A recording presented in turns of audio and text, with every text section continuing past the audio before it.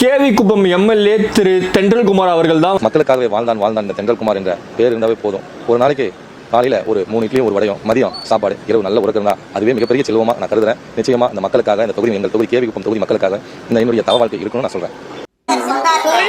ஒரு குறிப்பிட்ட நியூஸ் சேனல்ல அவர் கொடுத்த இந்த பேட்டி தாங்க காரணம். தனக்கு கார் கூட வாங்க முடியாத அளவுக்கு வறுமையில் இருக்காருங்க பாவம். ஆனா அவருக்கு எவ்வளவு சொத்து மதிப்பு இருக்கு அப்படின்னு சொல்லிட்டு இந்த வீடியோல தெளிவா பார்த்துடலாங்களா?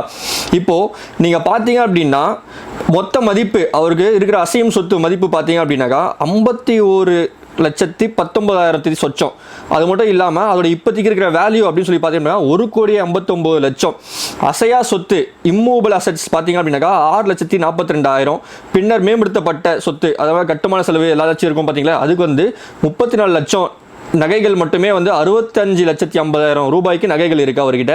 அது மட்டும் இல்லாமல் வங்கி, நிதி நிறுவனங்கள் மற்றும் கையிருப்பு இப்போதைக்கு அவர்கிட்ட வங்கியில் இருக்க காசு அப்படின்னு சொல்லி பார்த்தீங்கன்னா 42,25,000 ரூபாய் இப்போதைக்கு அவர்கிட்ட கையில் இருக்குது. ஒட்டு மொத்தமாக கால்குலேட் பண்ணி பார்த்தோம் அப்படின்னாக்கா கிட்டத்தட்ட ஒரு 2.5 கோடி ரூபாய் வரைக்கும் அவருக்கு அசட்ஸ், அதாவது சொத்துக்கள் மட்டுமே இருக்குது. ஆனால் இப்போ இவருடைய சொத்து மதிப்பு வந்து 2.8 கோடி அப்படின்னு சொல்லிட்டு வேட்புமனுவில் வந்து தெரிவித்துள்ளார் அப்படின்னு சொல்லிட்டு கலைஞர் நியூஸில் வந்து சொல்கிறாங்க.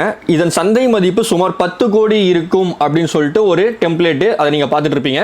ஆனால் அந்த டெம்ப்ளேட் வந்து யாருடையது அப்படின்னு சொல்லி பார்த்தீங்க அப்படின்னாக்கா ஆப்போசிட் கட்சியுடையது. ஸோ இது வந்து நம்ம நம்ப வேணாம்.